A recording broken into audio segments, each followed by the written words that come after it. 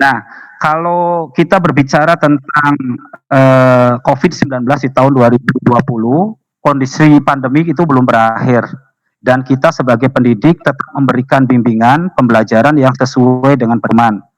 Di antaranya yang dapat kita lakukan, kita butuhkan para guru adalah mempersiapkan lembar kerja peserta didik atau LKPD yang tepat, yang sesuai dengan kaidah dan bermanfaat. Nah, untuk mengetahui bagaimana cara penyusunan LKPD, ya, ayo kita sama-sama belajar ini.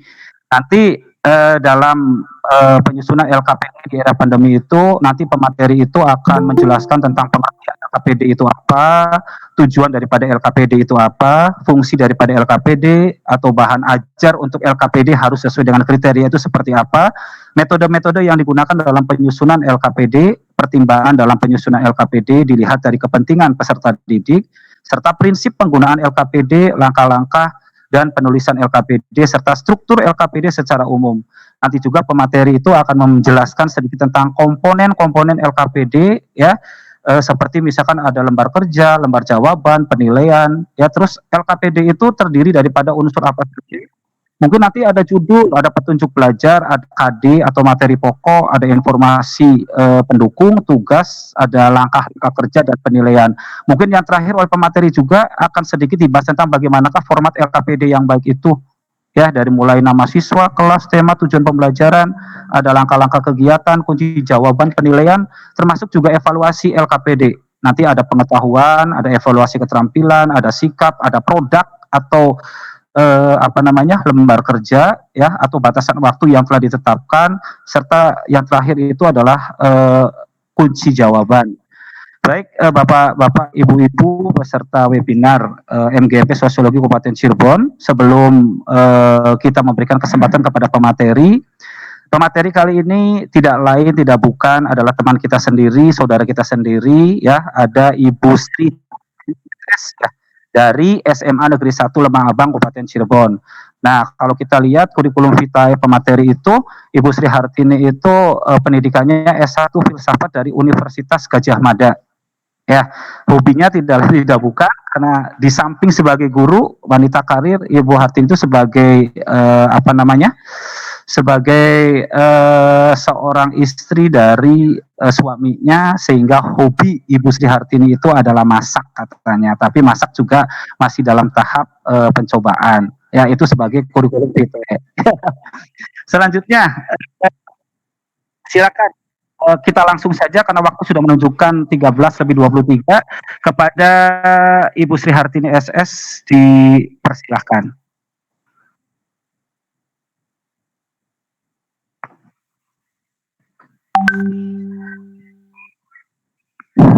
Terima kasih Pak Andri atas waktu yang diberikan. Assalamualaikum warahmatullahi wabarakatuh. Waalaikumsalam warahmatullahi wabarakatuh. Selamat siang teman-teman semua. Mohon maaf, ini sebenarnya karena Pak Aris, jadi saya didapuk, kata orang Jawanya sih didapuk, suruh belajar tentang LKPD nanti biar bisa dibagi-bagi sama teman-teman, katanya seperti itu. Jadi mohon maaf kalau nanti dalam penyampaian ini pasti akan sangat tidak sempurna, karena sebenarnya ada ahli-ahlinya, ada Bu Aning, ada Bu Sophie, ada Bu Kumairi, ada Bu Ainun, dan banyak semuanya hampir ini. Jadi saya hanya ikut berperan di dalam kegiatan MGMP aja biar aktif. Jadi mohon dimaafkan sebelumnya. Oke, Bapak Ibu semua yang saya hormati, puji syukur kehadirat Allah Subhanahu wa Ta'ala bahwa siang ini kita diberi kesempatan bertemu, bertatap muka untuk sama-sama belajar tentang mempersiapkan lembar kerja peserta didik. Sebenarnya LKPD itu mungkin bukan sesuatu hal yang asing bagi kita semua, karena zaman dulu waktu belum diubah menjadi peserta didik, kita sudah mengenal siswa, dan zaman dulunya adalah LKS. Mungkin tidak jauh berbeda sebenarnya LKPD dengan LKS, mungkin hanya ada penyempurnaan saja. Nah,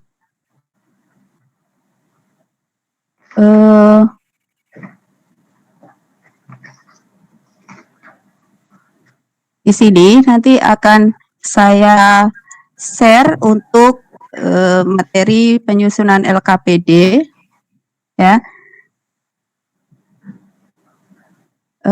Mungkin sudah bisa terlihat ya Bapak Ibu untuk LKPD-nya. Oke. Nah, ini kita penyusunan LKPD ini punya MGMP kita yang kemarin sudah sempat dikoreksi juga oleh bareng-bareng dengan Bapak Ketua. Nah, LKPD itu kan sebenarnya adalah merupakan lembar kerja yang kita sampaikan kepada peserta didik, di mana lembar kerja ini merupakan lembaran yang berisi petunjuk serta langkah-langkah pekerjaan yang harus dilakukan oleh peserta didik dalam proses pembelajarannya. Dan LKPD ini bisa dikerjakan baik secara perorangan maupun secara kelompok. Jadi pada intinya LKPD ini sebenarnya merupakan tugas-tugas dari guru yang kita sampaikan melalui lembaran-lembaran kertas kalau misalnya itu secara offline. Tapi kalau zaman sekarang model era digital, LKPD ini pun bisa disusun dalam format digital. Itu ya. Jadi intinya merupakan petunjuk dan langkah pekerjaan yang harus diselesaikan oleh siswa atau oleh peserta didik dalam proses pembelajarannya. Ya, bisa dilakukan secara kelompok maupun secara perorangan. Nah, LKPD ini memiliki tujuan nih untuk memperkuat dan menunjang tujuan pembelajaran serta ketercapaian indikator serta kompetensi inti dan kompetensi dasar yang sesuai dengan kurikulum yang berlaku. Nah, tentunya tujuan LKPD ini sebenarnya adalah membantu peserta didik agar lebih mudah mencapai tujuan dari proses pembelajaran yang kita lakukan. Nah, kalau kita perangkat pembelajaran itu kan ada analisis KIKD kalau sekarang ya, KIKD indikator pencapaian kompetensi. Nah, setiap pembelajaran itu kita kan mempunyai indikator pencapaian kompetensi. Tujuan LKPD ini adalah untuk membantu peserta didik mempermudah mencapai tujuan pembelajaran agar dia bisa memenuhi pengetahuan sesuai dengan indikator capaian kompetensi yang diinginkan. Nah, jadi apa fungsi LKPD di sini? LKPD di sini akan memiliki fungsi untuk meningkatkan aktivitas peserta didik dalam pembelajaran. Nah, di sini Bapak Ibu, dengan hadirnya LKPD ini diharapkan aktivitas peserta didik ini akan lebih akan lebih bervariasi dan akan lebih fokusnya akan pada kegiatan peserta didik gitu. Jadi peserta didik di sini akan lebih aktif. Ya. Sehingga dia bisa mengembangkan konsep materi pembelajaran yang diberikan oleh guru. Nah, LKPD ini akan berfungsi untuk melatih peserta didik menemukan pengetahuannya. Biasanya kalau kita mengajar yang zaman dulu banget, guru-guru kita dulu banget kan mengajar itu mendiktekan, mencatatkan, atau silahkan kamu cari di internet, hanya sebatas itu saja, tapi tanpa ada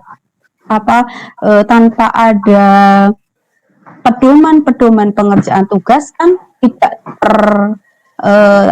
akan terpantau dengan baik. Nah, dengan adanya LKPD ini, peserta didik akan bisa mengembangkan pengetahuan, menemukan pengetahuannya, tetapi tetap dalam panduan guru melalui LKPD ini. ya, sehingga tidak hanya konsep materi saja nanti yang diberikan, tetapi juga akan mengembangkan aspek keterampilannya. Juga nanti sebenarnya juga akan mengembangkan aspek afektifnya. Karena dalam LKPD biasanya akan dilakukan dengan kerja kelompok dan lain sebagainya. Otomatis afektif akan ikut. Nah, LKPD ini juga berfungsi sebagai pedoman pendidik. Jadi pedoman bagi guru dan bagi peserta didik dalam melaksanakan proses pembelajaran. Nah, tadi sebagai pedomannya. Nah, dalam LKPD ini tentu peserta didik akan lebih mudah menemukan informasi-informasi apa yang terkait tentang konsep pembelajarannya melalui kegiatan belajar yang sistematis. Kok bisa melalui kegiatan belajar yang sistematis? Karena LKPD ini akan disusun secara sistematis dari A sampai Z dari proses pembelajarannya. Jadi akan ada unsur pembelajaran dari awal sampai dengan akhir pembelajaran. Sehingga kegiatan pembelajaran yang dipandu oleh LKPD ini akan cenderung lebih sistematis. Nah, dan dengan adanya LKPD ini, otomatis pendidik atau guru juga akan lebih mudah dalam mengevaluasi proses pembelajaran dan mengevaluasi hasil pembelajarannya. Nah, berkaitan dengan LKPD itu, Bapak Ibu, tentunya dalam penyusunan LKPD itu kita memerlukan bahan ajar. Bahan ajar yang seperti apa yang harus kita pakai untuk penyusunan LKPD? Ada kriteria-kriterianya Bapak Ibu untuk penyusunan LKPD itu, bahan ajarnya. Yang pertama, bahan ajar itu tentunya harus tersusun logis dan sistematis. Agar apa? Agar konsep yang akan dibelajarkan kepada siswa itu akan runtut sesuai dengan urutan rantai kognitifnya. Nah, ini yang harus diperhatikan. LKPD itu kalau kita dalam satu KD itu kan tidak mungkin hanya ada satu LKPD, tetapi pasti akan terdiri dari beberapa LKPD dalam satu KD. Apalagi sosiologi itu KD-nya sangat sedikit. Dalam satu semester itu kalau kelas 10 rata hanya 22, kalau kelas 11 itu 32, kelas 12 itu 22. Nah, otomatis pasti LKPD dalam satu KD itu akan lebih dari satu. Maka kita harus memperhatikan ini. Bahan yang akan kita susun, bahan ajar yang akan kita susun untuk membuat LKPD ini harus memperhatikan urutan rantai kognitif. Urutan rantai kognitif. Nah, tentunya rantai kognitif ini harus memperhatikan ranah yang ada di dalam KD. Ranah berpikir ada C1, C2, C3, C4, sampai C6. Nah, urutan rantai kognitif ini tentunya idealnya ini ya Bapak Ibu, tentunya dimulai dari ranah yang paling rendah. Kemudian akan naik pada ranah-ranah berikutnya. Agar apa? Agar sistematika berpikir siswa itu juga bisa lebih diarahkan sehingga mereka nanti bisa berpikir secara logis dan sistematis. Itu. Nah, untuk penyusunan ini selain memperhatikan urutan rantai kognitifnya, tentu juga kita akan sesuaikan dengan kemampuan dan tahap perkembangan peserta didik. Nah, sebenarnya kalau dalam tingkatan SMK itu harusnya memang sudah anak-anak sudah lebih terbentuk pola berpikirnya. Tetapi dengan situasi sekarang yang masa pandemi, di mana kita tidak bisa membimbing mereka secara langsung, itu juga harus diperhatikan bagaimana cara penyampaian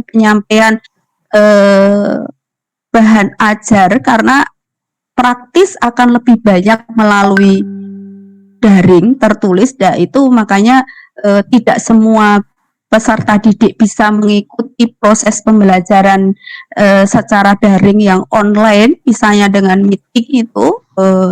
Beberapa sekolah tidak menggunakan meeting, barangkali hanya melalui aplikasi yang WA dan lain sebagainya. Nah, itu juga harus diperhatikan bagaimana cara untuk menyusunnya agar bahasanya mampu dipahami. Dan satu lagi yang harus kita perhatikan sekarang itu, sekolah kita semua adalah sekolah zonasi. Di mana sekolah zonasi itu yang penerimaan siswanya didasarkan pada zonasi itu tentu akan sangat berpengaruh pada ini, kemampuan berpikir peserta didik. Mungkin Bapak Ibu semua mengalami kendala dalam satu tingkatan yang Bapak Ibu ajar, ada siswa yang sangat cepat proses belajarnya, cara belajarnya, ada siswa yang sangat lambat. Nah, ini harus diperhatikan juga ketika nanti kita menyusun bahan ajar untuk LKPD. Nah, biasanya dalam praktek kita akan menyusun bahan ajar itu mulai dari yang ada materi yang sangat mudah dipahami sehingga dengan anak dengan kemampuan paling rendah pun bisa mengikuti, karena nanti akan terkait dengan hal lain ini. Dan ada materi yang cukup tingkat kesulitannya cukup tinggi. Untuk apa? Untuk memfasilitasi anak-anak yang memang kemampuannya di atas rata-rata. Jadi kita harus memperhatikan itu, Bapak Ibu. Dan juga, nah ini Bapak Ibu, Pak Andi jangan berpikir yang aneh ini. Bahan ajar harus merangsang dan memotivasi keingintahuan. Yang dirangsang adalah keingintahuan siswa, ya. Bahan ajar itu harus dapat merangsang keingintahuan siswa, memberikan rasa penasaran pada siswa, ya, sehingga siswa atau peserta didik itu termotivasi untuk segera ingin tahu. Nah, untuk memenuhi ini, bahan ajar yang merangsang dan memotivasi siswa ini untuk segera ingin tahu ini, tentu bahan ajar yang kita pilih adalah yang kontekstual. Apalagi kita sosiologi, segala sesuatu terkait dengan fenomena yang terjadi di dalam masyarakat, ya. Kontekstual dan mutakhir ini harus terpenuhi. Jadi dalam bahan ajar LKPD ini, pertama harus logis sistematis, yang kedua kita menyesuaikan dengan kemampuan peserta didik yang akan kita berikan LKPD, kita akomodir dari yang kemampuannya paling rendah dalam kelas yang kita ampu sampai kemampuannya paling atas. Kalau yang sedang-sedang saja itu treatmentnya lebih mudah daripada yang di bawah atau terlalu tinggi tentunya. Dan kita memilih bahan-bahan ajar yang kontekstual dan mutakhir sehingga siswa itu akan terangsang dan termotivasi untuk lebih ingin tahu. Nah, dalam penyusunan LKPD ini kita harus perhatikan ini, Bapak Ibu, bahwa LKPD itu harus bisa memperkaya kegiatan di dalam kelas. Jadi LKPD itu nanti tidak hanya berupa tugas soal yang harus diisi. Anak-anak, guru memerintahkan, anak-anak kerjakan LKPD, tidak. Tapi harus memperkaya seluruh kegiatan di dalam kelas. Artinya apa? LKPD ini harus bisa merangsang siswa untuk saling bekerja sama, untuk saling berdiskusi, untuk bisa menciptakan momen-momen baik di antara anak-anak atau di antara mereka, ya. Bagaimana mereka merasakan kerjasama, bagaimana mereka merasakan keberhasilannya, nah, dan juga tentunya akan memberikan anak-anak itu pembelajaran untuk mengembangkan pola pikir. Nah, di dalam kegiatan LKPD ini, anak-anak akan dituntun untuk melakukan pengembangan sistematika berpikir, sehingga tujuan kita memberikan materi pembelajaran itu tidak sekedar hanya paham materinya, tetapi juga bisa mengambil manfaat penerapan nanti pada life skill-nya, ya. Nah, ini tadi udah sama memotivasi peserta didik. Nah, mengembangkan keterampilan proses tadi, bahwa belajar itu kan kegiatan yang berproses. Nah, sehingga apa? Nanti dengan LKPD ini akan kita kembangkan kemampuan peserta didik untuk memecahkan masalah. Jadi kita membuat LKPD ini dengan cara juga memasukkan problem solving di sini. Ya. Untuk apa ini nanti pada akhirnya? Menanamkan sikap ilmiah. Jadi kita nanti dengan LKPD ini akan mendapatkan siswa-siswa atau peserta didik kita yang berkembang cara berpikirnya, metode berpikirnya, pola pikirnya, dengan mereka akan mampu menerapkan sikap-sikap ilmiah baik dalam proses pembelajaran maupun di dalam proses kehidupan sehari-hari. Tujuannya ke sana juga. Oke. Nah, LKPD ini, Bapak Ibu, kita susun juga harus melihat kepentingan dari peserta didik. Jadi dalam menyusun LKPD itu, kita tidak bisa sekar atau sesuka hati kita saja. Tetapi kita harus utama ini, memperhatikan dan mempertimbangkan kepentingan peserta didik. Kita lihat, oh peserta didik kita itu tertarik dengan hal apa. Kita pertimbangkan untuk menyusun nanti bahan ajar pada LKPD. Nah, LKPD itu harus bagaimana nanti isinya?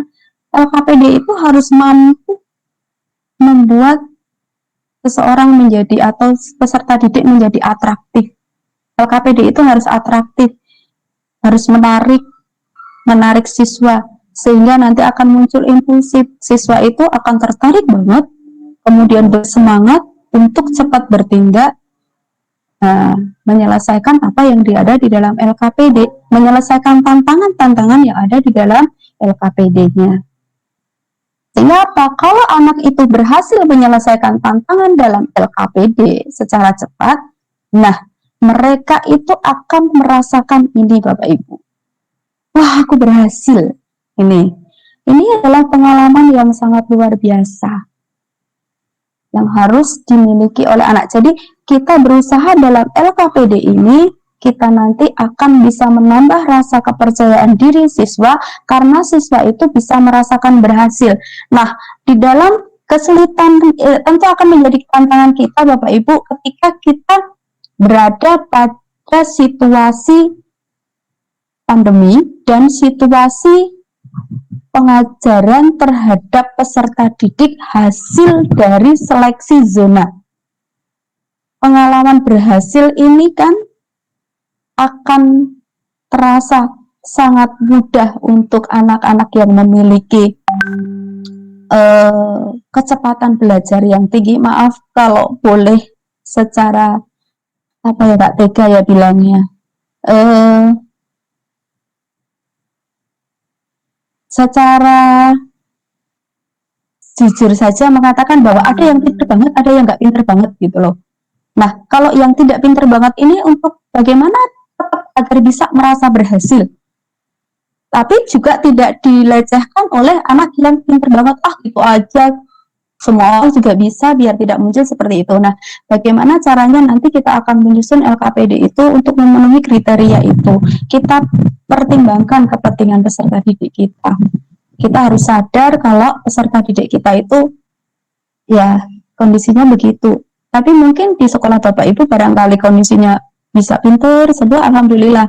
Tapi kalau kebetulan sekolah yang saya alami itu ya ada yang pinter banget, ada yang biasa, ada yang jauh banget. Bahkan tahun kemarin saya menemukan satu siswa itu yang tidak bisa berbahasa Indonesia.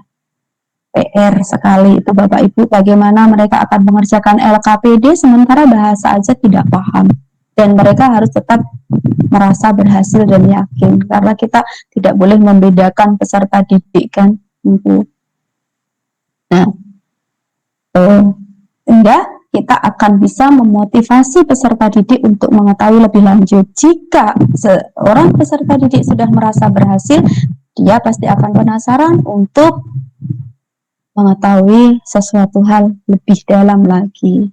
Nah, tentu kalau ini kosakata dan istilah disesuaikan dengan tingkat perkembangan usia peserta didik, ya ini Bapak Ibu semua sudah lebih fasih, itu udah paham.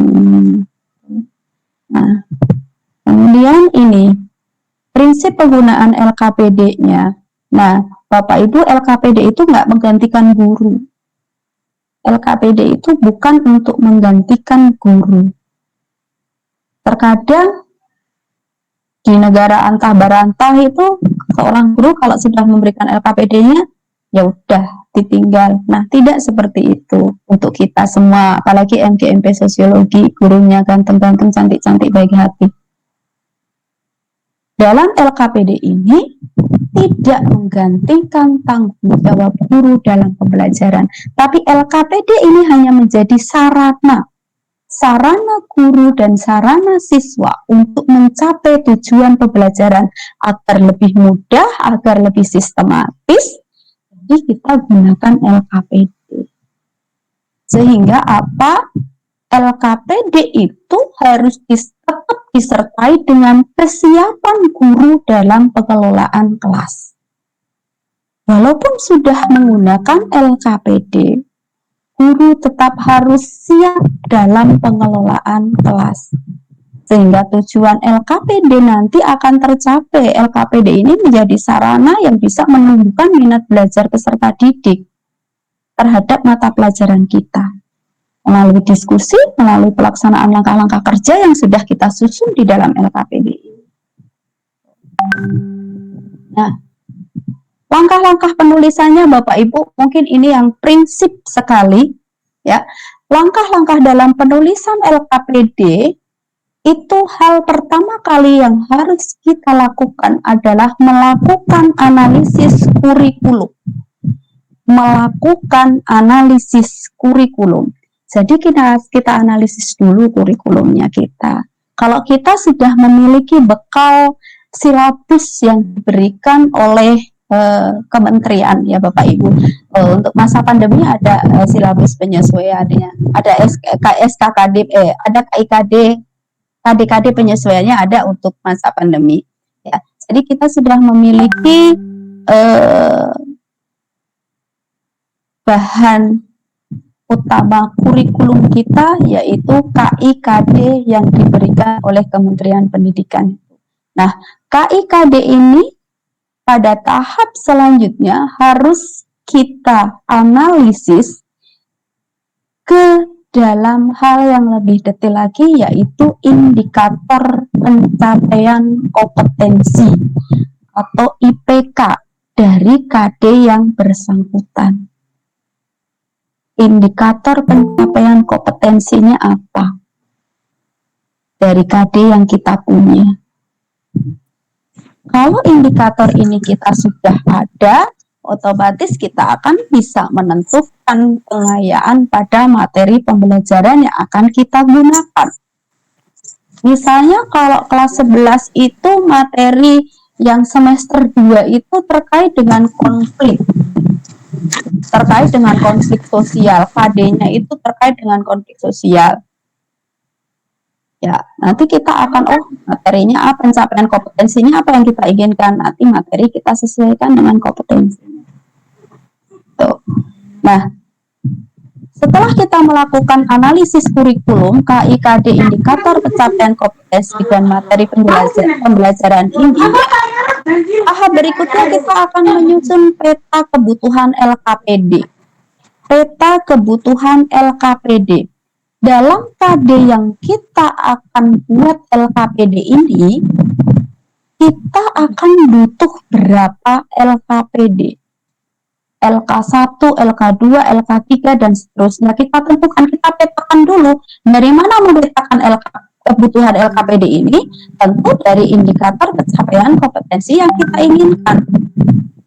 Kalau misalnya kita menginginkan 5 indikator pencapaian kompetensi dengan 5 materi pokok pembelajaran, kita lihat analisis lagi. Waktunya berapa waktu yang harus kita gunakan atau yang kita butuhkan untuk pencapaian kompetensi ini. Nah, di situ kita akan menyusun kebutuhan LKPD. Kalau dalam KD ini kita butuh 5 indikator pencapaian kompetensi, minimal kita akan susun 5 LKPD. Ya. Kita juga akan urutkan LKPD-nya. Ya, kita akan membuat sekuensi atau urutan LKPD. Kita akan membuat prioritas penulisan LKPD. Berdasarkan apa? Berdasarkan indikator pencapaian kompetensi yang kita inginkan. Tadi, jangan dilupakan kita tadi,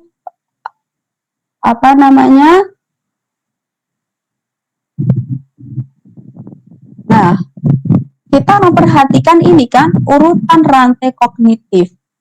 Kita memperhatikan urutan rantai kognitif agar apa? Agar nanti proses berpikir siswa juga akan bisa sistematis berkembang. Nah, itu. Jadi kita urutkan mungkin dari indikator yang paling mudah cakupan ranahnya, paling rendah cakupan ranahnya, lalu naik. Kalau kita bisa sampai pada C6-nya akan sangat bagus. Ya. Jadi kita susun petanya. Dari mana? Dari indikator pencapaian kompetensi.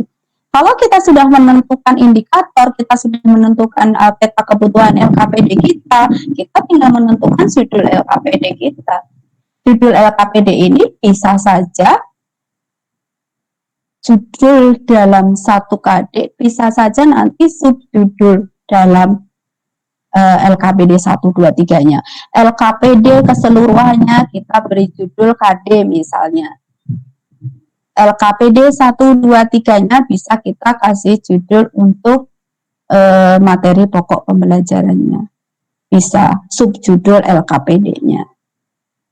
Kalau ini semua kita sudah beda, LKPD kita kan bisa ke judul ini, kita butuh sekian LKPD, indikator pencapaiannya ini, kita tinggal menentukan penulisannya aja, penulisan LKPD-nya, dan menentukan alat penilaiannya. Alat penilaian apa ya akan kita gunakan di sana? Nah, apakah kita akan menggunakan penilaian itu produk, proyek, apakah kita akan mengadakan penilaian secara tertulis? Nah, semua kita tentukan di sini.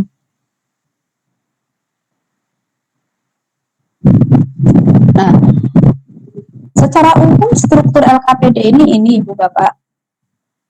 Ini ada judul kegiatan, ada temanya atau subtemanya, ada kelasnya, ada semesternya. Yang semuanya itu berisi topik kegiatan sesuai dengan KD dan identitas kelasnya. Ada tujuan belajarnya tentu sesuai dengan KD-nya. Nah, kalau kita memerlukan alat dan bahan, tentu dalam LKPD harus ada alat dan bahan. Biasanya untuk orang-orang MIPA ini ada alat dan bahan. Tapi kita juga orang sosial, kalau kita memang mau praktek, misalnya kita mau menyusun kegiatan pembelajaran yang menggunakan alat dan bahan, ini kita sertakan. Misalnya nanti kita akan praktek tentang stratifikasi sosial dan kita menggunakan bahan-bahan yang sesuai dengan pembelajaran kita nanti akan bikin piramida dan lain sebagainya, bisa kita pakai alat dan bahan misalnya seperti itu. Prosedur kerja ini isinya petunjuk atau langkah-langkah peserta didik itu untuk melakukan kegiatan pembelajaran dengan LKPD-nya. Tabel data ini kita gunakan untuk mencatat hasil pengamatan siswa. Nah, kalau kegiatan yang tidak memerlukan data, tabel data ini bisa kita ganti dengan tabel-tabel kosong yang isinya nanti bisa anak-anak tabel kosong itu bisa diisi oleh anak-anak dengan tulisan-tulisan atau dengan gambar-gambar, ya, sesuai dengan yang diinstruksikan oleh prosedur kerjanya, gitu. Sesuai dengan instruksi yang ada di dalam prosedur kerja. Tabel-tabel kosong itu harus diisi apa? Misalnya, bisa saja guru meminta anak-anak untuk membuat pertanyaan-pertanyaan terkait dengan tadi pengamatan materi yang diberikan oleh guru. Nah, selain tadi tabel data, ada bahan diskusi. Bahan diskusi ini berisi pernyataan, pertanyaan yang menuntun peserta didik melakukan analisis data. Nah, di Bapak Ibu, 6 unsur utama LKPD-nya ini: judul, petunjuk belajar, kompetensi dasar, materi pokok, informasi pendukung. Ini bisa kita isi dengan materi-materi, ya, materi-materi pembelajaran, tugas atau langkah kerja, dan ada penilaian. Sehingga komponen utama LKPD sebenarnya hanya ini: lembar kerja, lembar jawaban, penilaian. Tapi untuk penilaian ini nanti tidak kita berikan ke siswa, hanya ini yang akan kita berikan ke siswa. Nah, evaluasi dalam LKPD, kita kalau mau lengkap, kita ada evaluasi itu, penilaian itu tentang pengetahuan, keterampilan, sikap, ya seperti biasa kita lakukan, ya. Semua ini sesuai dengan kriteria yang telah ditetapkan. Batas waktunya kalau kita menggunakan LKPD yang digital, nanti kita bisa tentukan batas waktunya kapan, atau batas waktu penyelesaian kalau kita luring juga batas waktu pengumpulannya nanti, kunci jawaban dan penyelesaiannya. Nah, formatnya ini Bapak Ibu, nama siswa, kelas, tema, tujuan pembelajaran, langkah-langkah kegiatan. Nah, nanti kunci jawaban dan lembar penilaian ini milik kita. Nah, itu Bapak Ibu sedikit pengetahuan yang berhasil saya kolek. Salah satu sumbernya saya ambil dari dasarguru.com dan yang lainnya. Mudah-mudahan bisa bermanfaat. Terima kasih. Hanya itu yang bisa saya sampaikan. Kalau misalnya ada diskusi, silahkan kita diskusikan. Terima kasih. Ya, terima kasih kepada Ibu Sri Hartini SS yang sudah detail, ya, sedikit menjelaskan tentang penyusunan LKPD atau lembar kerja peserta didik di era pandemi, dari mulai pengertian LKPD itu apa, sampai dengan format LKPD dan lain sebagainya. Baik, terima kasih kepada teman-teman guru sosiologi atau peserta webinar LKPD di era pandemi ini. Selanjutnya ada sesi pertanyaan. Barangkali teman-teman ada yang tidak jelas atau kurang paham, mungkin dalam satu termin ini kita 3 pertanyaan terlebih dahulu. Silakan sebutkan nama dengan sekolahnya. Silakan Ibu, Bapak.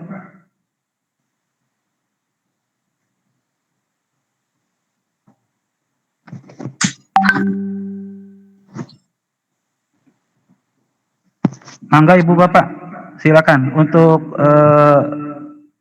bertanya atau kurang jelas. Mumpung nanti Ibu Sri Hartini masih ada di tengah kita semua dan beliau bisa menjelaskan, ya Bu Hartini, ya, tentang bagaimanakah penyusunan LKPD di era pandemi. Mangga silakan Bu, dalam termin pertama ini saya beri kesempatan untuk 3 pertanyaan.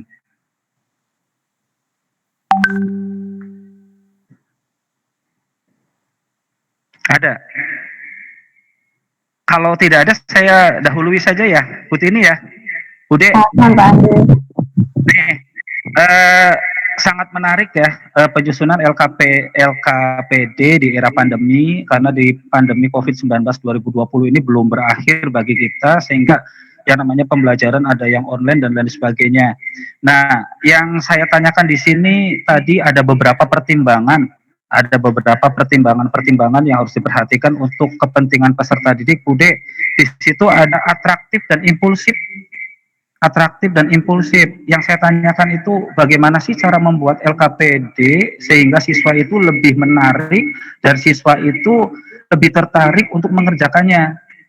Kan kalau kita lihat soal-soal dalam sosiologi di ujian nasional itu terkadang deskripsi dengan kalimat kata yang panjang atau ilustrasi dan lain sebagainya.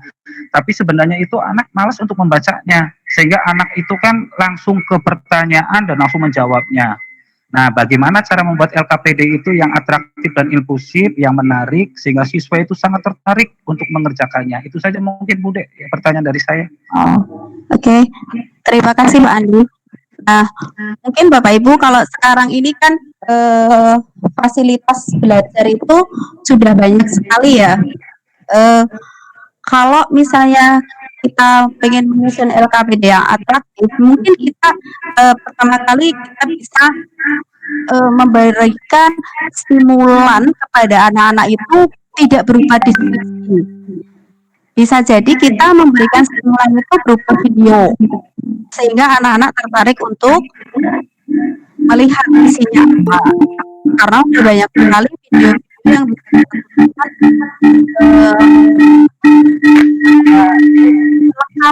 melengkapi bahan ajar kita, atau kita bisa melalui gambar-gambar, ya, kita bisa melalui gambar-gambar.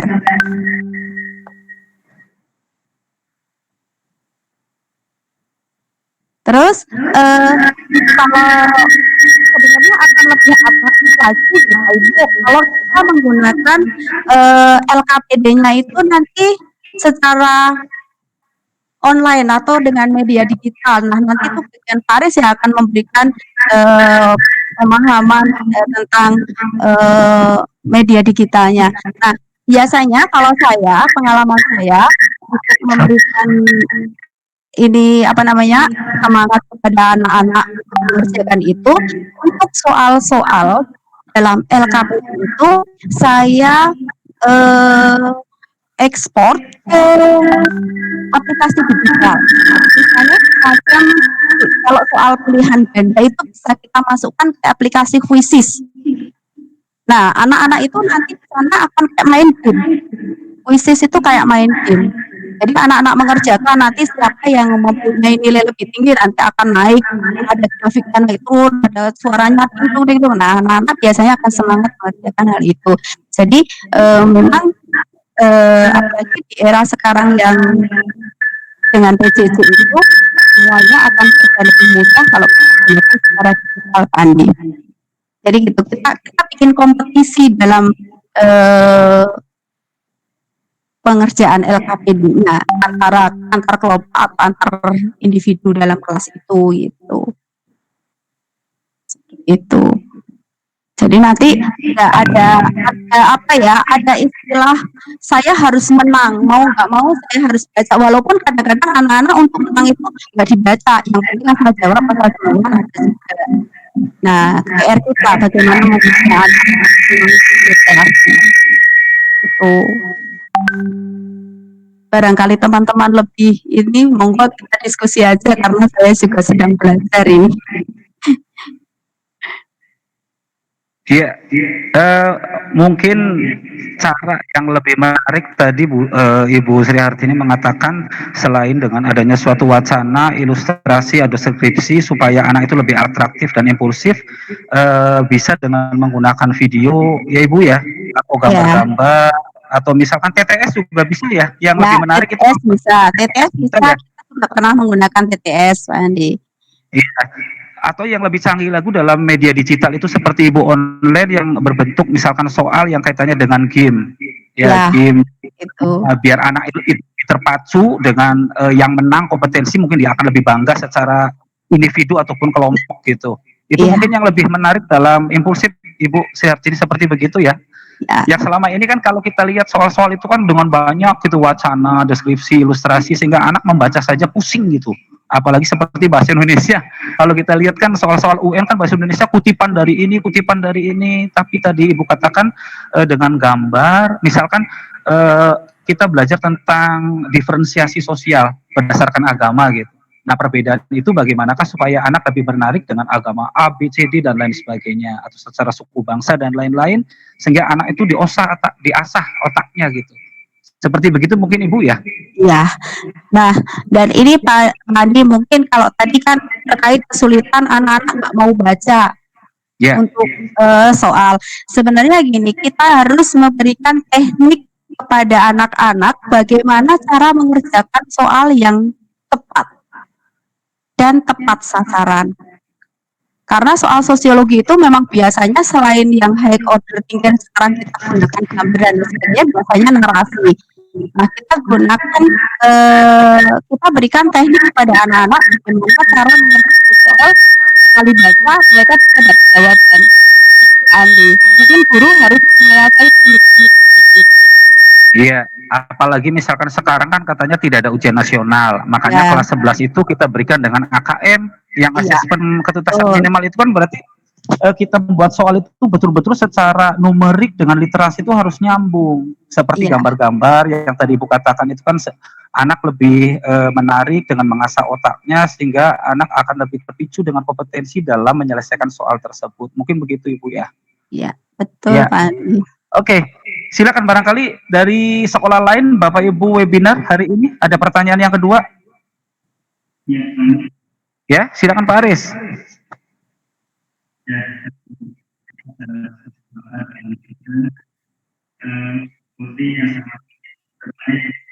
Silakan. Bisa malu saya jadinya ditanyain oleh pakar-pakar. Serasa saya sedang sidang skripsi ini.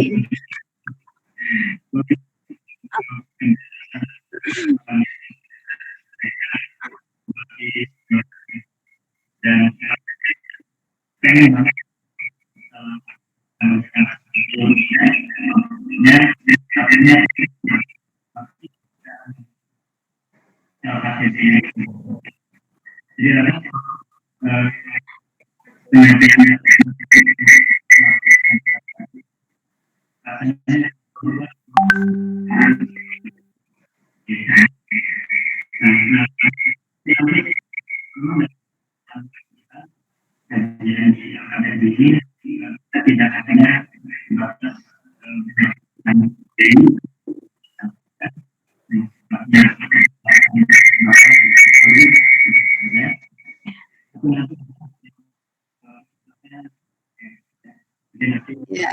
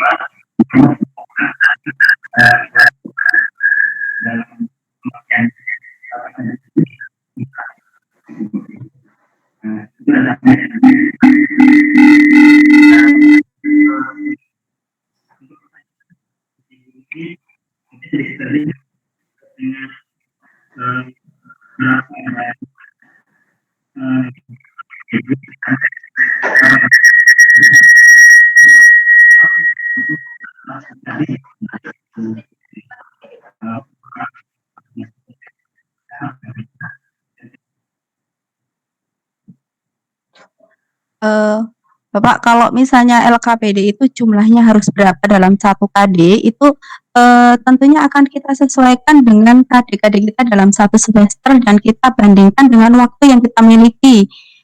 Untuk satu semester itu kita punya berapa minggu efektif, kita punya berapa materi yang harus kita sampaikan, itu menjadi pertimbangan khusus untuk penyusunan LKPD jumlahnya berapa. Karena biasanya LKPD itu kan akan disusun untuk satu materi, dan idealnya LKPD itu akan selesai dalam satu pertemuan, saya pikir seperti itu. Karena apa? Biar tuntutan dalam kurikulum 2013 ini kan dalam satu proses pembelajaran itu kita harus memberikan materi sekaligus kita harus memberikan penilaian autentik.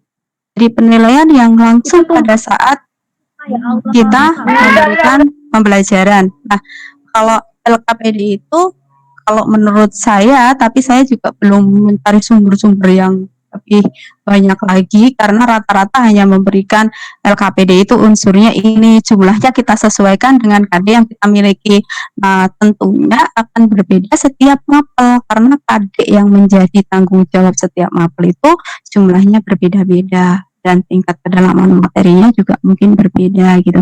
Jadi kita perhatikan berapa KD kita miliki, berapa IPK yang kita berhasil kita turunkan dari KD kita, berapa lama waktu kita yang kita miliki untuk melakukan pertemuan dalam proses pembelajaran.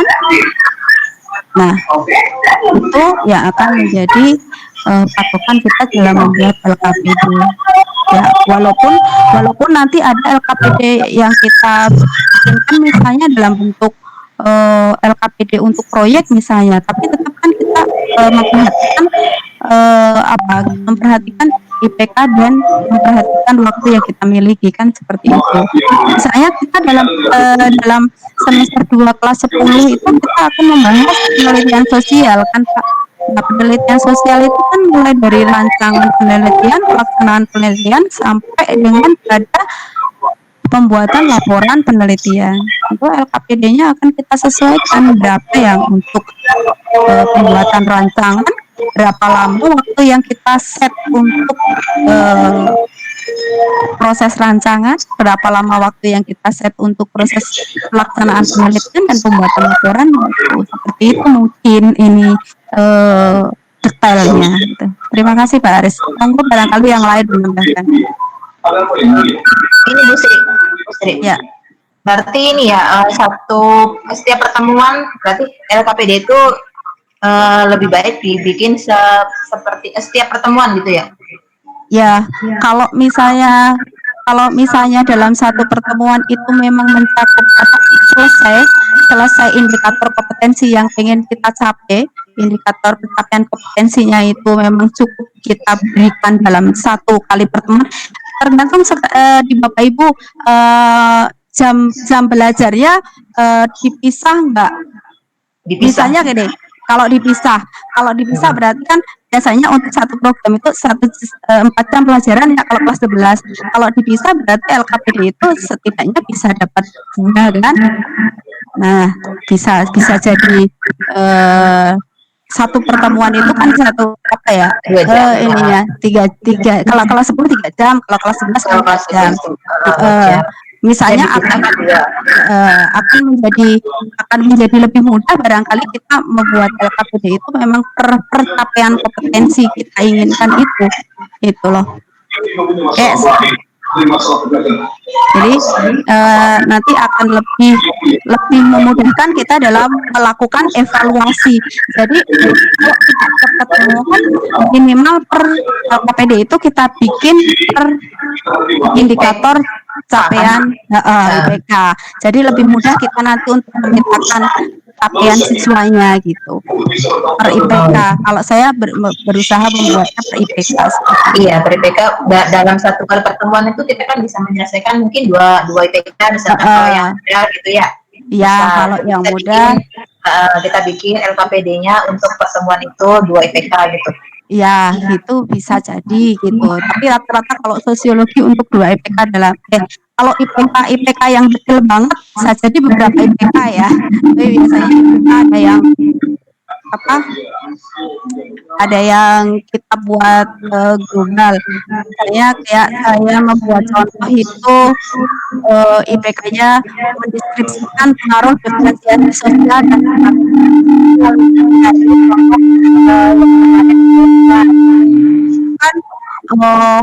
satu IPK ini materinya cukup banyak, pengaruh diferensiasi dan stratifikasi itu menjadi sebentar aku share bisa enggak ya?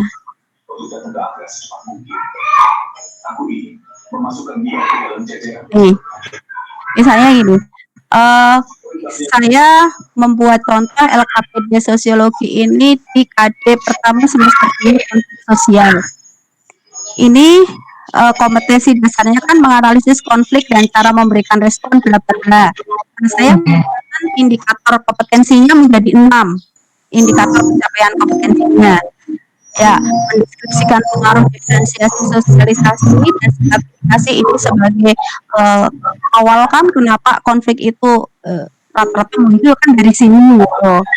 Terus ini menjelaskan pemetaan pemeriksaan konflik ini masih dalam satu ranah, kemudian menganalisis. Nah, ini yang tadi dimaksud mengurutkan runtut sistematika berpikir tadi. Jadi mendeskripsikan, menjelaskan, mengidentifikasi, kita naik menganalisis, kita naik merumuskan gitu. Nah, di sini saya memberikan contoh. Nah, ini tujuan pembelajarannya ada. Ini petunjuk tadi. Nah, ini LKPD 1-nya saya memberikan contoh seperti itu. Ada nomor wilayah. Nah, ini contohnya pengaruh diferensiasi. Nah, ini kalau sebelum ya pikir selesai gitu, ya pikir selesai. Berikan materinya, nih kita berikan stimulus. Ini bisa menggunakan bisa menggunakan video lebih bagus lagi, bisa menggunakan video. Kalau ini menggunakan gambar yang memang ada dalam kehidupan. Nah, ini tadi yang dikatakan Abel menggunakan menulis tujuan-tujuannya. Mereka bisa membuat contoh-contoh di sini, membuat pertanyaan-pertanyaan dari hasil amatan mereka.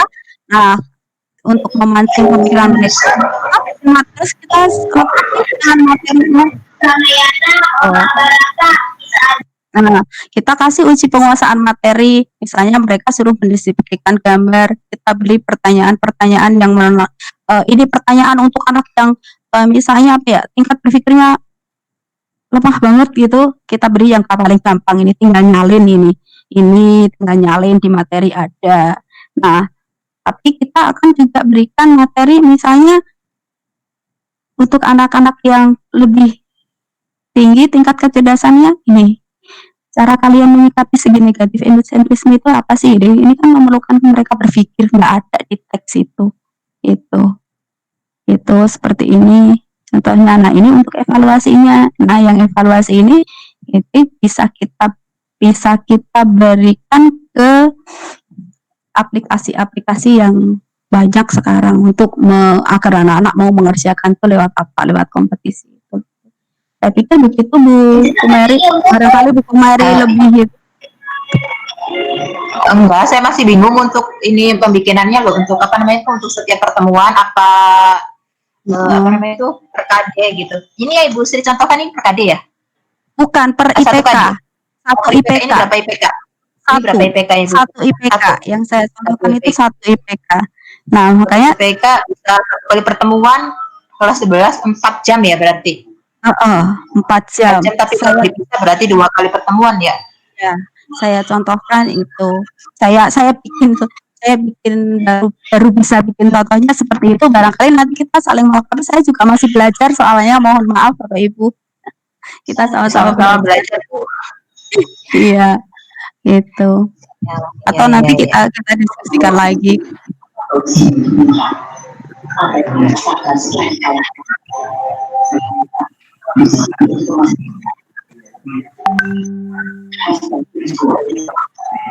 Ya, kalau saya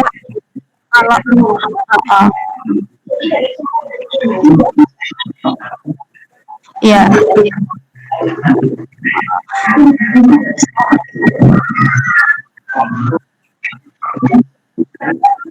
iya, kan mungkin bisa gini kan, harus mendukung Mary dan teman-teman.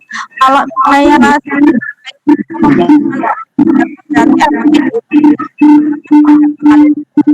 barangkali. Halo? Nggak kedengar, suara hilang loh. Hilang. Iya. Barangkali gini Bu Kumari, kalau lebih memudahkan bagi kita untuk apa namanya mengevaluasi capaian siswa, kita kan lebih mudah per IPK ya, karena kita akan lebih gampang untuk IPK ini tercapai atau tidak. Tapi kalau LKPD mau diberikan per pertemuan, sementara nanti IPK-nya lebih dari satu atau satu IPK beberapa kali pertemuan juga sebenarnya kayaknya nggak masalah sih. Tinggal kita sepakati aja eh, kita itu mau bikin LKPD-nya per pertemuan, apakah kita akan bikin LKPD-nya per IPK itu. Nah, untuk menentukan IPK itu barangkali kita semua juga belum punya kesepakatan yang sama, atau mungkin kita masih beda-beda IPK-nya dalam memberikan pembelajaran. Mungkin antara satu sekolah dengan sekolah lain, guru satu dengan guru lain, analisis kurikulumnya kan bisa jadi tidak sama persis. Nah, mungkin langkah pertama, apakah kita akan membuat persamaan persepsi tentang analisis KIKD IPK ini ke materi, atau bagaimana gitu Bu Mary? Barangkali Bu Mary, Gugu, Bu Mary, dan Pak Aris serta kawan-kawan Bu Aning juga lebih ini, silahkan nanti kita diskusikan gitu. Kalau Gimana? Gimana Pak Aris? Enaknya disepakati dulu IPK-nya ya?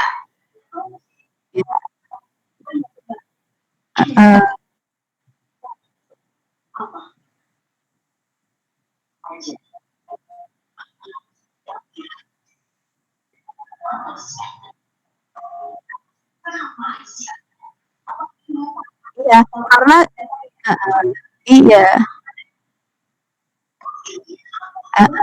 ini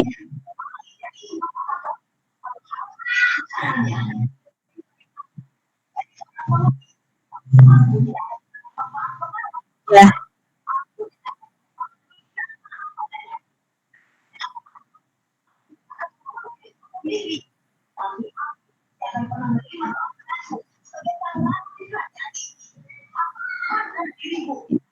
Iya,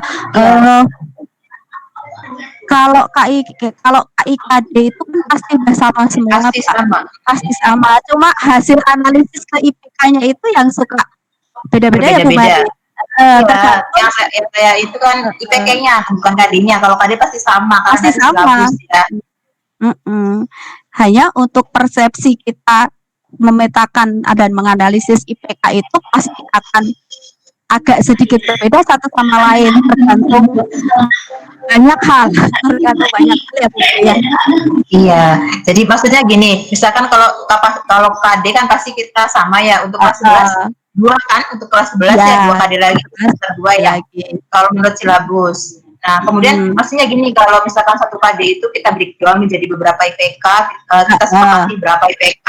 Nah, kemudian kita kan enak untuk membagi ke teman-teman nih, misalnya teman A IPK yang ini silahkan dibikin apa namanya tuh ini LKPD-nya, B yang IPK kedua yang ini, jadi kan enak kita membaginya tuh jadi satu kelompok tuh Pak, maksudnya tuh biar memudahkan seperti itu kalau kita sudah menyepakati IPK-nya gitu, maksud saya Bu Sri.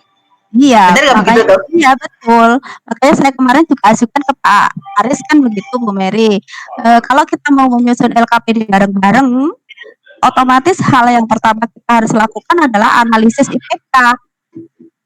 IPK itu yang terus nanti kita sepakati breakdown dari KD itu ke IPK itu. Nah, kalau udah ketemu IPK-nya apa saja, baru kita bisa bagi kita mau membuat LKPD yang mana gitu. Sama seperti Bu Mary tadi prinsipnya. Nah, sekarang tinggal gimana kesepakatannya Pak Ketua dan Bapak-Bapak Ibu yang lain dan koordinator untuk masalah LKPD ini. Kalau menurut saya sama seperti Bu Mary tadi, kita sepakati dulu IPK-nya gitu. Yang punya silabus ini siapa yang punya silabus? Silabus apa? Oh, bukan silabus. Bukan silabus, jadi KD penyesuaian untuk COVID. Iya, KD penyesuaian tuh. Ya, ada punya ya? Ada. Jadi kita tuh tahun depan tuh menggunakan KD penyesuaian atau KD normal. Nah, itu yang belum kita tahu tuh. Tahun depan tuh ada. Tapi ini kok, saya sudah melihat kalau yang KD penyesuaian itu hanya kalau kelas 12 nggak berubah, kelas 11 itu kurang 1 kayaknya, kalau nggak salah kemarin saya sempat print itu, tapi printannya belum ketemu, saya cari tadi. Itu, tapi nanti saya punya filenya, nanti saya kirim ke Bu Mary insyaallah atau ke grup. Tetap 2 KD itu untuk kelas 11. Untuk kelas semester 2, kelas 11. Jadi tar ya, saya cari dulu. Ada kok. Nanti aja, mungkin waktunya sudah mau habis, Bu Sri, nanti Oh, kita iya, ini iya. lagi aja. Jadi Nanti kalau maksudnya saya tuh, share di grup aja ya. jadi maksudnya kan biar kita tuh sama-sama belajar. Kalau kita sudah kesepakatan apa namanya IPK-nya, kan kita bisa bagi tuh, misalkan satu kelompok itu ada berapa orang. Nah, ini bisa belajar semua gitu loh. Bisa tanggung jawab satu IPK nanti bisa dikoordinir, nanti kita jadikan satu inilah kalau sudah selesai tuh, maksudnya seperti itu Pak. Jadi apa namanya itu, semuanya belajar gitu loh, sama-sama membuat semua sesuai yang mungkin contohnya yang tadi Bu Sri sudah berikan ya, contohnya tuh yang seperti itu bisa, terus kemudian teman-teman bisa membuat semuanya, bisa membuat gitu loh, sesuai dengan contoh dan sesuai dengan pembagian IPK-nya gitu loh, maksudnya seperti itu. Jadi bersama untuk bersama ya Bu Mary ya. Kenapa?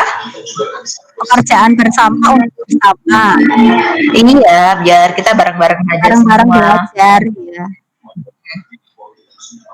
Itu sajalah yang bisa ini saya sampaikan.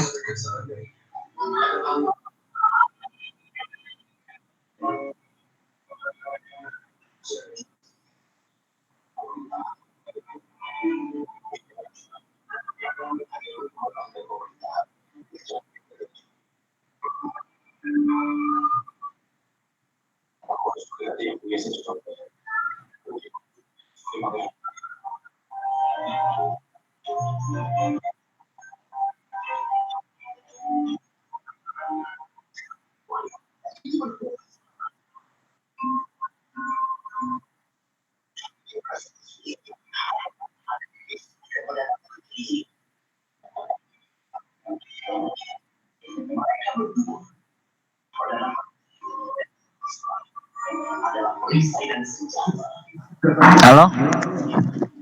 Halo? Katanya Pak Ares mau memberikan ini LKPD yang online.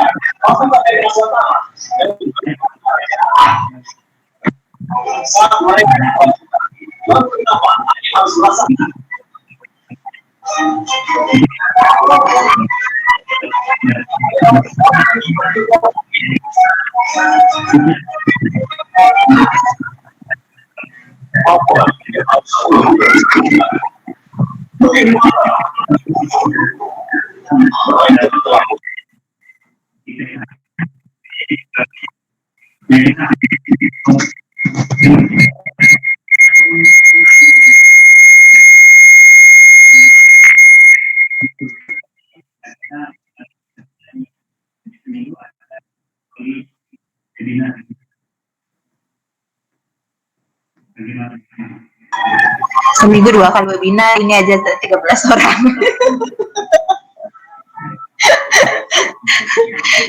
Aduh.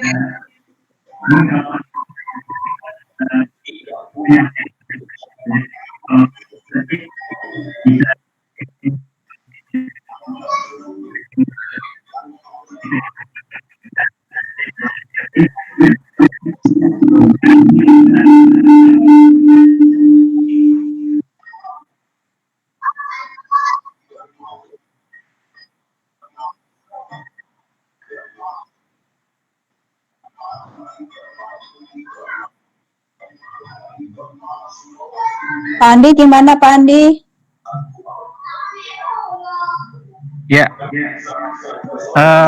kalau saya pribadi mah gimana baiknya Pak Ketua saja, saya ikuti. Tapi yang penting jangan seminggu 2 kali webinar, pusing.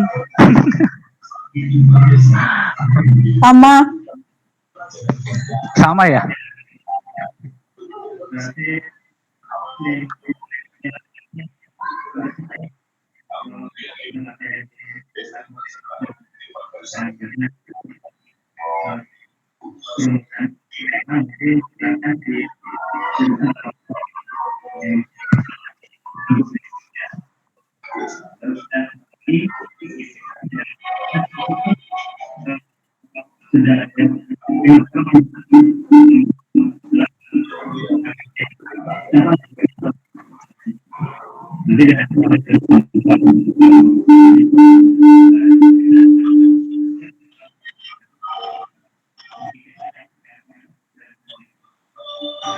Kalau misalnya IPK itu dikerjakan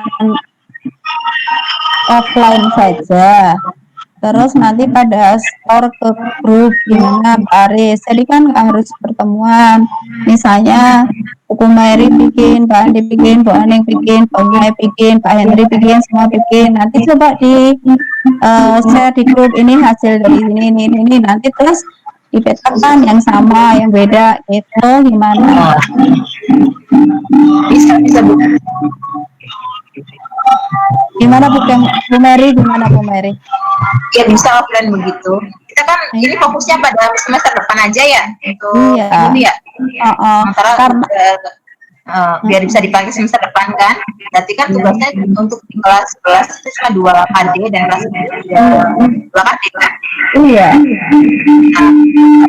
Kita otot-otot sendiri, tapi sebelumnya saya minta itu ke Bu Sri ya, apa namanya itu silabus KD yang Ya, nanti coba aku kirim. sendiri saja lah dulu lah, kita share kemudian kita coba mana yang sama, mana yang ini gitu kita ini kan ya kan. Iya. Karena kita sebentar lagi udah dituntut untuk ini sudah dituntut untuk membuat soal loh, karena 30 Desember itu kita udah AS.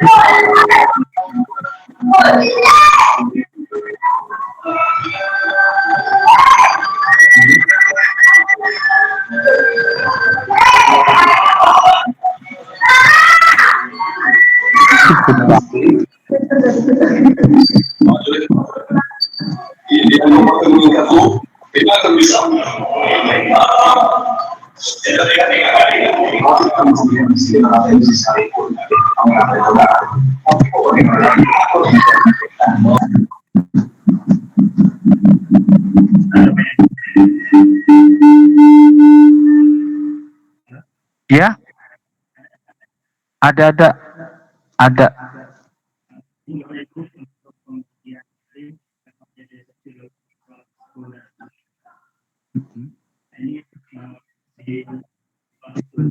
Belas.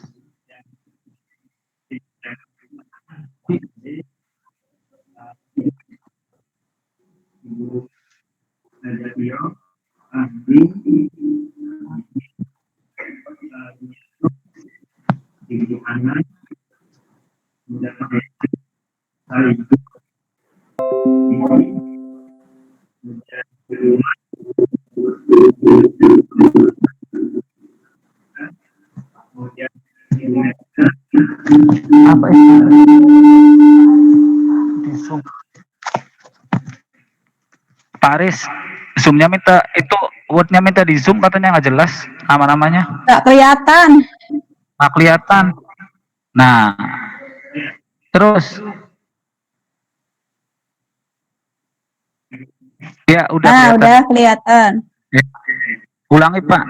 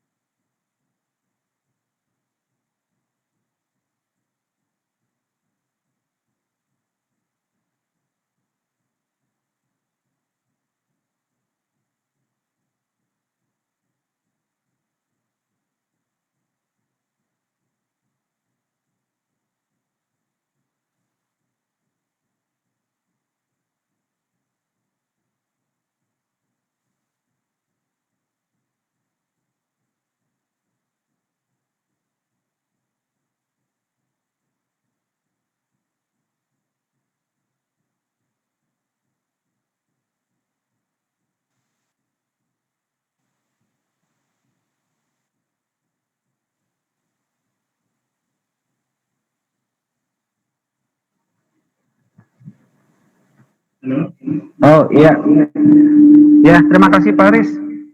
Sudah ada sedikit pembagian tentang tim untuk pembuatan LKPD baik kelas 10 maupun kelas 11. Nanti koordinatornya ada Pak Maul dengan Ibu Pumeri ya. Saya yakin Bapak dan Ibu dan sudah melihat. Mungkin atau nanti Pak Aris di-share aja di WA grup sosiologinya Pak biar lebih jelas itu. Ya. Ya. Gimana nih waktunya sudah 14.43, kita lanjut satu pertanyaan lagi atau sudah selesai? Sudah. Sudah. Pak Aris, gimana Pak Aris? Waktu sudah 14:45 ini.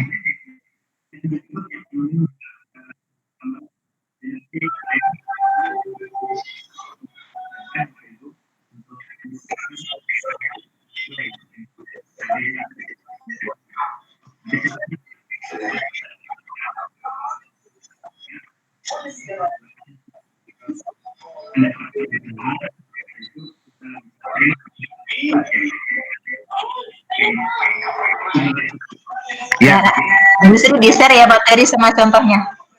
Oke, siap. Terima kasih. Ya, terima kasih kepada Pak Aris dan Ibu Sri Hartini, Ibu Kumeri. Mungkin acara selanjutnya yaitu saya sebagai moderator akan sedikit menyimpulkan tentang pertanyaan-pertanyaan dari rekan-rekan kita, atau sebenarnya untuk lembaga kerja itu sebagai tugas seorang pendidik lebih memperdalam kemampuan berpikir peserta didiknya. Dan saya yakin Bapak dan Ibu sebenarnya bisa membuat LKPD, ya lembaga kerja peserta didik, apalagi di era pandemi. Kita lihat tentang KD-nya, kita lihat tentang materinya, kita lihat tentang waktu, IPK, dan sebagai patokan LKPD tersebut. Tadi ada satu pertanyaan tentang bagaimana cara membuat LKPD yang menarik dan supaya siswa itu tertarik, ya.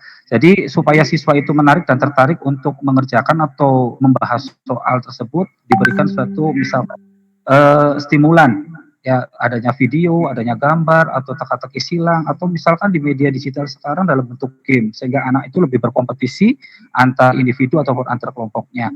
Terus yang kedua, tentang tadi Pak Aris sudah sedikit menginformasikan kepada kita semua bahwa intinya nanti setelah kita ada teori tentang LKPD di era pandemi ini, nanti seluruh guru ya psikologi untuk praktek membuat LKPD, terutama kelas 10 dan kelas 11. Ya, kelas 10 koordinatornya Pak Maul, kelas 11-nya Ibu Kumairi, silakan nanti yang sudah dibagi itu selalu berkoordinasi tentang IPK dari tiap-tiap KD-nya. Itu diperuntukkan untuk semester 2 supaya kita sudah punya produk dan sekabupaten Cirebon baik sekolah negeri atau swasta LKPD-nya itu sama. Dan berapa banyak LKPD yang harus kita buat dalam satu tatap muka, sebenarnya sebagai patokan untuk membuat LKPD itu yang penting adalah berapa IPK serta waktu. Ya, disesuaikan dalam KD satu semester dalam waktu berapa minggu efektifnya dan materi yang kita harus sampaikan. Ya, apakah LKPD itu dalam satu pertemuan atau satu IPK itu tergantung banyaknya materi yang kita ajarkan. Ya, mungkin itu saja Paris, barangkali kata-kata buat teman-teman yang lain sebelum kita tutup acara webinar ini.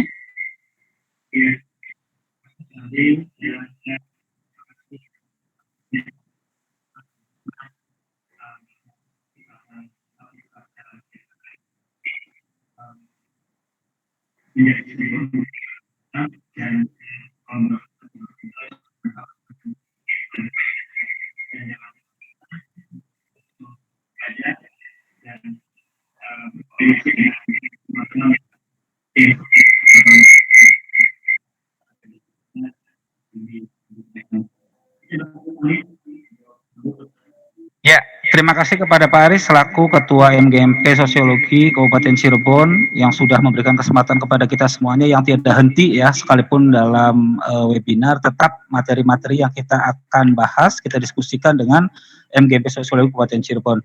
Baik teman-teman, di akhir acara ini marilah kita bersama-sama membaca hamdalah. Alhamdulillahirrahmanirrahim. Sebagai moderator, mohon maaf yang sebesar-besarnya barangkali ada kata-kata ataupun apapun yang kurang begitu berkenan Ibu dari acara webinar kali ini dalam penyusunan LKPD di era pandemi cukup teknis. Terima kasih dan saya akhiri dengan wabillahi taufik walhidayah. Wassalamualaikum warahmatullahi wabarakatuh. Waalaikumsalam warahmatullahi wabarakatuh.